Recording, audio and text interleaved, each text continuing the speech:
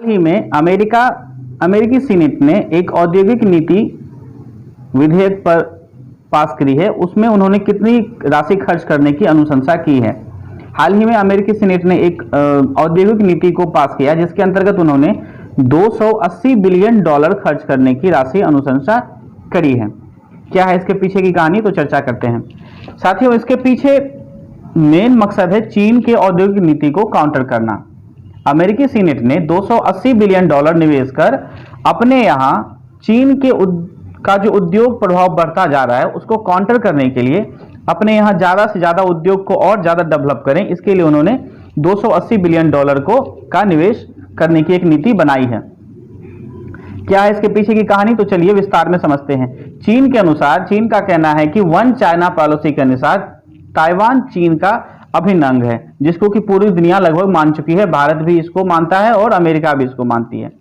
अब हुआ क्या कि अभी कुछ दिन पहले जो रिपोर्ट आई है कि अमेरिका की हाउस ऑफ कॉमन्स की एक लेडी ने नेल्सी पेलोसी ने, जैसे अपने यहाँ की लोकसभा है उसी तरह से अमेरिका में हाउस ऑफ कॉमन्स है, वहां की एक मेंबर नेल्सी पेलोसी को ताइवान जाना तय हुआ है, जिनका ताइवान जाना तय हुआ है।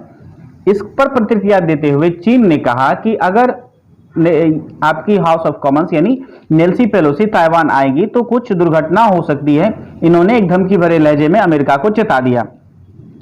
इनका कहना है कि ताइवान चीन का हिस्सा है, अगर ताइवान पे कोई बाहरी व्यक्ति इस तरह से आता है तो फिर इसका अंजाम ठीक नहीं होगा। चूंकि ताइवान के यहाँ विकास क्रम अच्छा है, ह्यूमन इंडेक्स भी काफी अच्छा है, काफी तेजी से इमर्जिंग कंट्री, वो इमर्जिंग स्टेट वो बन रहा है, स्टेट कहिए या कंट्री कहिए, वो इमर्ज काफी तेजी से कर रहा है।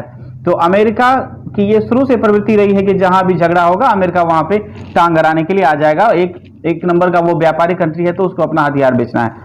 अमेरिका क्या किया, शुरू से ही ताइवान को अपने हथियार बेचता चला गया। जिस तरह से अपने यहाँ विभाजन के बाद वो पाकिस्तान को लगातार हथियार बेच रहा है, इवन F-16 भी वो पाकिस्तान को दिया हुआ है।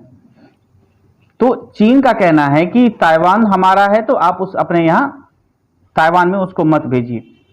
चीन अपने उद्योग को इतना मजबूत कर चुका है कि उसे पता है कि अगर चीन अपने उद्योग को रोक देता है या उसको नियंत्रित कर लेता है तो अमेरिका पस्त हो जाएगा, यानी कहीं ना कहीं अमेरिका की निर्भरता भी चीन पर है। इसी बात को लेकर के चीन ने वीडियो कॉन्फ्रेंसिंग के दौरान जो लगभग 2.5 घंटे तक चली थी, उसमें उन्होंने अमेरिका को पूरी तरह से धमका दिया। चीनी राष्ट्रपति शी जिनपिंग ने अमेरिकी राष्ट्रपति बाइडेन को पूरी तरह से उन्होंने धमका दिया कि अगर ऐसा होता है तो फिर ये अच्छा अंजाम नहीं होगा। साथियों, अमेरिका वन चाइना पॉलिसी को मानता है, फिर भी वह यह चाह रहा है कि स्थिति जो अभी बनी हुई है, यानी ताइवान जो अपना अलग शासन कर रहा है और चीन की जो अपनी अलग पॉलिसी है या अलग शासन कर रहा है, ये यथास्थिति बनी रहे। ऐसा ही वो यूक्रेन और रशिया के बीच चाह रहा था कि स्थिति जो बनी हुई है, मतलब रशिया अलग है यूक्रेन अलग है, वो इसको इस तरह से वो चाहता था, लेकिन जो अभी संभव है नहीं। शुरू में तो जब रशिया और यूक्रेन की लड़ाई शुरू हुई थी तो ऐसा लग रहा था कि अब कुछ दिन के बाद ताइवान पर भी चाइना का अटैक हो जाएगा, लेकिन चूंकि चाइना बहुत कैलकुलेटिव कंट्री है, उन्होंने पहले भांप लिया कि जब रशिया उतना शक्तिशाली देश होके जो चाइना से सैन्य ताकत में काफी बड़ा है, जो युद्ध को अभी 5 महीने तक चल रहा है लेकिन युद्ध अभी समाप्त नहीं हुआ है, रूस ने पूरी तरह से यूक्रेन पर कब्जा नहीं कर पाया, तो चाइना ये सोच रहा है कि वो अपनी क्षमताओं को और विकसित करेगा ताकि अगर वो इस तरह की गतिविधि करे या कभी ताइवान पे इन्वेजन करे तो वो उधर से अमेरिका को भी काउंटर कर सके। इसी बात को ध्यान रखते हुए अमेरिकी सीनेट ने अपने यहाँ पे इंडस्ट्री को और ज्यादा डेवलप करने के लिए ये 280 बिलियन डॉलर निवेश करने की योजना बनाई है।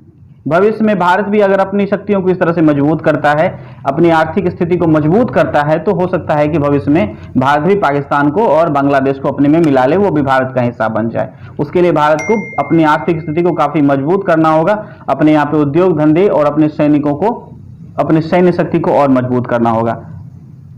स्थिति अब यह है कि अमेरिकी सेना इस बात को लेकर के चिंतित है कि वो नेल्सी पेलोसी को किस तरह से ताइवान में भेजे और उसे सुरक्षित लेकर के अपने देश में आ जाए। तो ये कुछ घटनाक्रम चल रहा है। इंटरनेशनल रिलेशन की दृष्टि से ये काफी महत्वपूर्ण प्रश्न है। आप इसे चाहे तो इसमें जो महत्वपूर्ण बातें जो हमने फ्लो में कही हैं, आप उसे पॉज करके या फिर वीडियो को स्लो करके आप उसे नोट डाउन कर सकते हैं।